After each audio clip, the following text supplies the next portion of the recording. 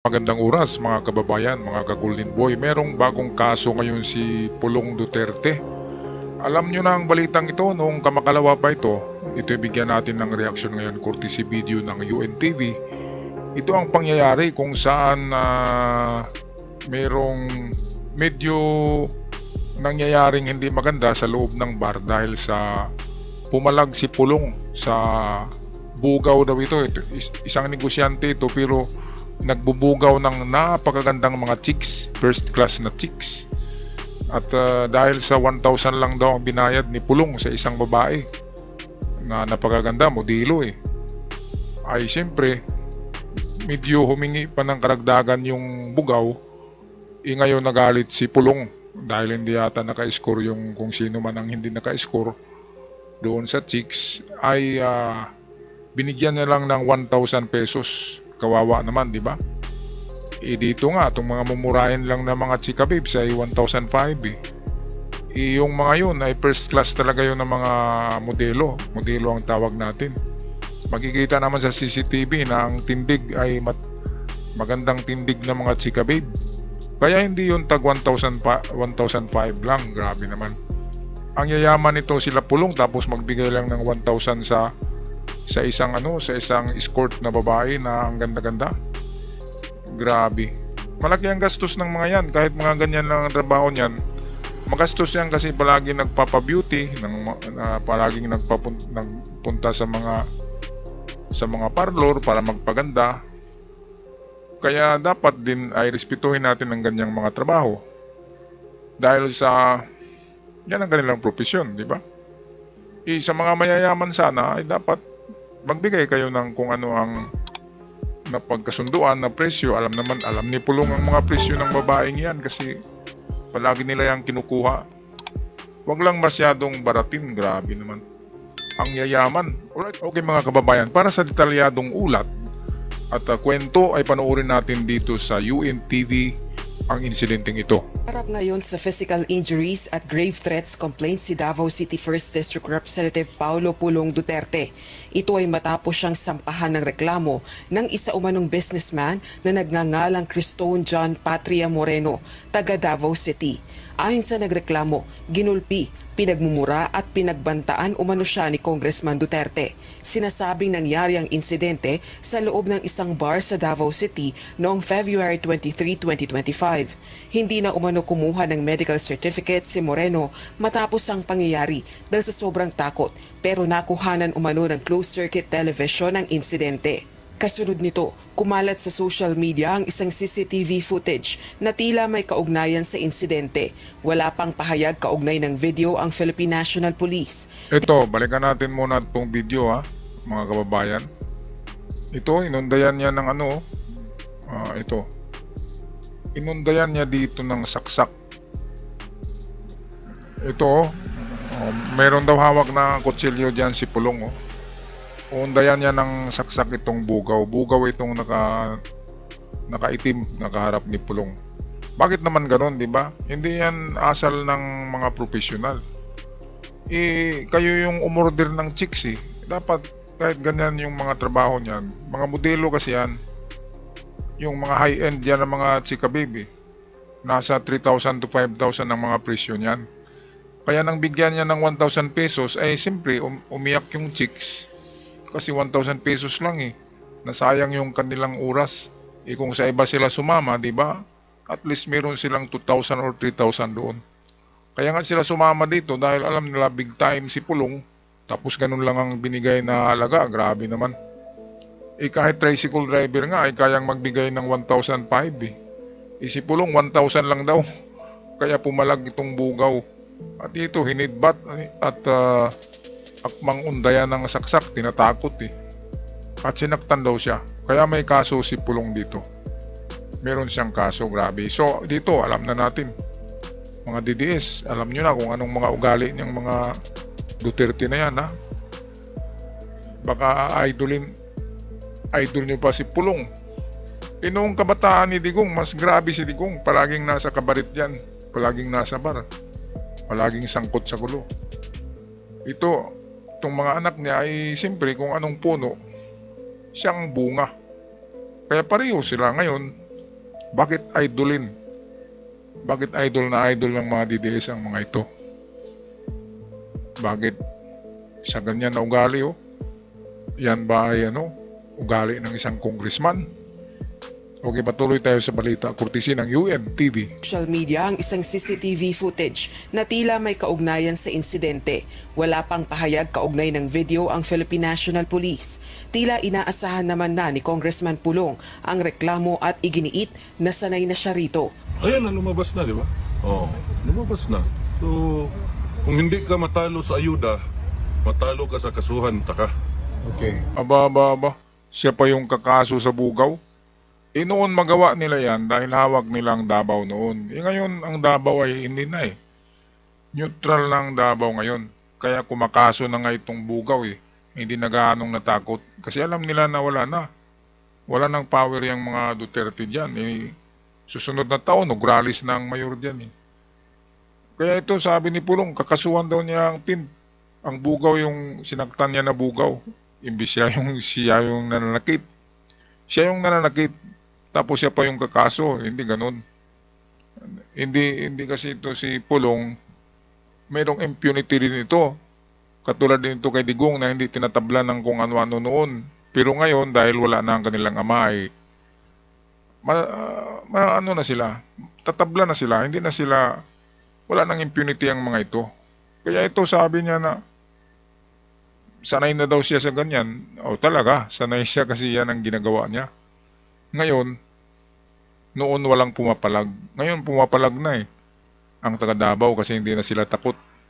Ang chief PNP diyan ay hindi nahawak ng mga Duterte, hindi kagaya noon na ang chief PNP, si Bato de la Rosa mismo ay kanang kamay ni Digong yan. Kaya hawak na hawak nilang Davao. Ngayon hindi na eh. Ang chief PNP diyan ay tauhan ni PBBM yan. Kaya hindi sila makakilos diyan sa Davao. Okay, so ito, grabe to si Pulong, no? Sama ng ugali, grabe. Siya pa naman ang kakaso doon. At sanay na daw siya sa ganyan. Sanay nga dahil palaging absuelto noon. Ngayon, hindi na. Iba na ngayon eh. Kaya, magkaka-stress talaga ang mga taong ito. Hindi na nila magawa yung ginagawa nila noon eh. Akala nila hindi sila kakasuhan. Okay, so pakinggan natin itong kanyang mga sinasabi. That's the new politics of the Philippines right now. Dirty politics. Sanay na tayo dyan. Gayunman, wala pa umano siyang natatanggap na kopya ng reklamo. Ipinauubaya na rin niya sa mga taga Davao City ang desisyon kung iboboto siyang muli sa paparating na halalan. Sa akong mga kaigsunan Davawin nyo, karon nakakita na po ng video, dugay-dugay na nahitabo. Sige lang, inyuhag yapong desisyon kung kinsa inyong butohon sa inyong pagka-congressman sa unang distrito. Di ko magbuot o niya giingnan po ko sa abogado kay hantod karon ila pang i-authenticate kung asa gikan ang video. Uy, asa gikan ha? Saan daw galing yung video? Saan galing? Di doon sa CCTV ng club. Saan ba magaling yan? Wag sabihin na piki yan dahil doon yan galing sa club. Ang na yan, ang video. Kaya, huwag na magmaang-maangan, di ba? Ito si Pulong naman. Alam niya na galing sa bar ang video na yan, sa CCTV. Kaya wala siyang kawala. Nandun kitang-kita eh. Inundayan niya ng saksak eh. Hinidbat niya. Sinaktan niya. Kaya merong kaso. Merong kaso si Pulong dito. Ngayon, akala niya meron pa siyang impunity na katulad noon ng presidente pa si Digong. Ay iba na ngayon, di ba? Kahit yung mga Nograles hindi natakot sa kanila eh.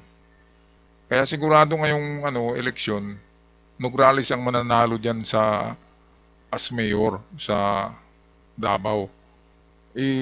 Mga tao diyan, di ba? Gumising naman kayo diyan, taga Davao. Ano bang naibigay sa inyo ng mga Duterte? Kung malaki ang naibigay sa inyo, di iboto nyo. Pero kung wala, wag nyo nang iboto yan. Dahil dynasty. Hahawakan nila ang Davao ng matagal-tagal. Alam nyo na ang mangyayari diyan. Di ba? Kung hindi kayo binigyan, wag na. Wag nyo nang iboto. Tikman nyo naman ang ibang putahe. Di ba? Ibang magserbisyo ng mga tao. Wag yung itong mga kagaya nito ay lumaki na of course ang mga ulo nila. dahil matagal na sila diyan at hawak nila ang Davao noon. Ngayon sabi ko hindi na. Hindi na, yung mga hitman wala na eh. Ang kanilang puno ay nandun na sa dahig. Kaya wala na. Ganyan talaga ang empire, ang imperyo ay babagsak talaga ang mga empires. Kahit saan pa yan na history in the world, ang mga imperyo ay bumabagsak. Ganon din itong dynasty nila Digong. Matagal-tagal na rin na hinawakan nila ang Davao, di ba? So dapat, for the change, tikman naman ang ibang putahe ng mga Nograles. Alright, so meron tayong ibang video dito, courtesy ni Claire Castro ng PCO Office of the President. Meron siyang reaction dito, atin din ito panoorin at pakinggan. The Hague, Netherlands, ang kongresista para bisitahin ang amang si dating Pangulong Rodrigo Duterte.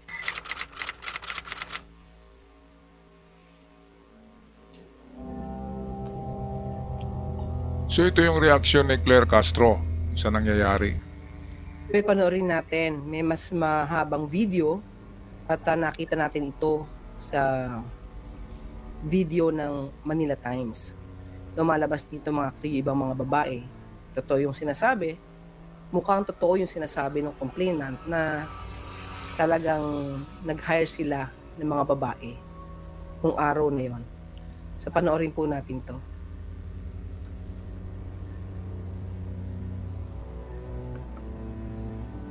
Ayan, Davao City 1st District Representative Paulo Duterte is shown with some unidentified male and female companions.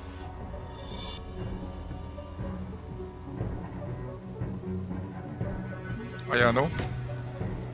Ang gaganda niyan. Oo, ayan o.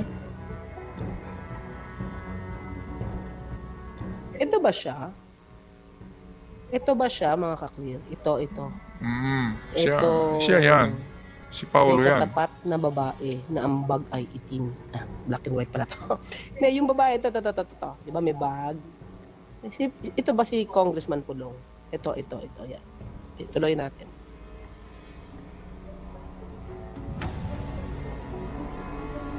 Mukhang siya nga. Wait lang ha. Oo, no? Yan.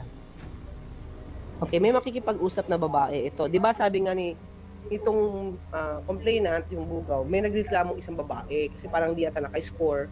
So, 1,000 lang ang binigay. So, mukhang nagreklamo itong babaeng ito. Ha? Ito natin ha. Ito lang babaeng isa. Okay. Ayan, 1,000 lang binigay. Tuloy. Yun. Ito. Tingnan natin ha kung paano makipag-usap. Although hindi natin nadinig. Mukhang nagreklamo. Siguro gusto ng 2 rounds eh. Yan, ito. Itong babae. Kasi sabi nito, nung complainant, nung nagbugaw, meron yata isang ang babae hindi naka-perform or what. At 1,000 lang ang binigay. So mukhang nagre-reklamo. Okay. Ayun. Paano naman mag-perform yung 1,000 nga lang ang binigay? Grabe naman ang kuripot naman. Sila pa nga yung pinuntahan dyan eh. Kawawa naman yung mga ganyan na mga masyadong binarat. Kahit masalubong mo yan sa daan, hindi mo akalain na ganyan yung mga trabaho kasi formal na formal, magaganda. Tingnan nyo yung buhok, mga nakariband, di ba? Hindi yan yung mga babae na nasa madilim na sulok ng kalye na makikita natin na mga mabaho na mga gusgusin na may mga piklat. Hindi ito, ibang klase ito, mga modelo kasi ito. Hindi basta-basta order si Pulong ng mga gusgusin at nandyan pa sa bar.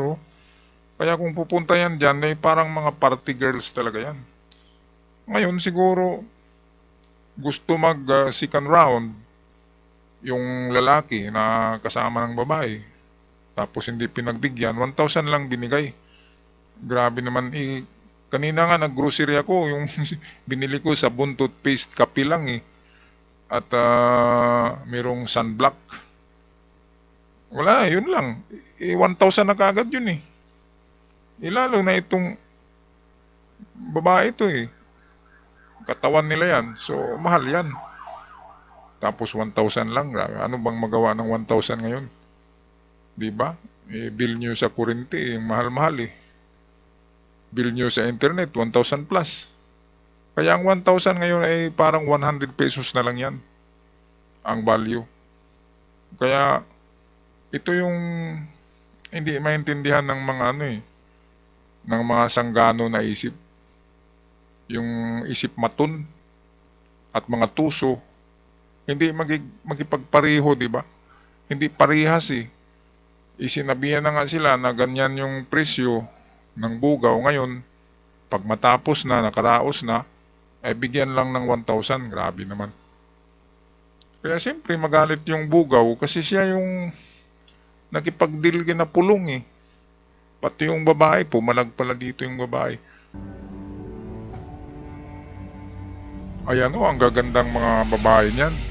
Sa tindig pa lamang ay magaganda. Nasaan dito si Representative Paulo Duterte. Ayan, yung nakaupo, yan si Paulo. Kausap niya yung magandang tindig na chika babe. Yung mga ganyan, hindi kasi pumapatol yang si Paulo ng mga gusgusin, di ba? Siyempre, mga model ang ipatawag niyan. Mga class A yan na klase. Yan yung mga nasa 3,000 to 5,000 ang mga serbisyo. Kaya dapat ay igalang din ng mga babaeng yan kasi hindi naman yan yung galing sa imburnal, hindi naman marumi yan. Kasi ganyan talaga ang trabaho nila. Ang oldest profession in the planet Earth, ang pinaka-oldest profession daw ay prostitution. Yan ang katotohanan. Kahit sa panahon nila Nero, di ba, ni Emperor Nero ng Rome, mayroong mga prostitute doon na magaganda na kasama-kasama ng mga senador sa Roma. Sa panahon ni Kristo ay mayroon na ring mga prostitute. Yung si Mary Magdalene, di ba? Isang prostitute yun, di ba? Na nagbagong buhay. Kaya oldest profession, even in the Bible mentioned, ay prostitution. Kaya galang natin yung mga babaeng yan, kahit ganyan yan. Kasi nagbibigay din sila ng aliw sa mga nangangailangan. At of course, merong mga presyo yan. Yung mga marurumi, di ba, nasa 500. Yung average, nasa 1,500. Yung magaganda na mga modelo ay 3,000 pataas. Ganyan yung mga taripa nila eh. Kung ating tawagin taripa. Dito, binigyan lang daw ng 1,000 pesos. Kaya pumalag yung yung kanilang manager, di ba? Yung pimp, yung tinatawag na bugaw, pumalag. Dahil hindi ganun ang presyo ng mga yan. Bago yan dalhin diyan, ay nagbigay na ng presyo ang pimp diyan. Kaya alam ni Pulong kung magkano ang mga presyo niyan. Tapos binarat, kawawa naman. Di ba? Oldest profession in the world eh. Kaya wag natin masyadong bastusin yung mga ganyan na mga tao. Kasi ganun talaga yung trabaho nila. Mahirap na trabaho yan kasi nakakahiya.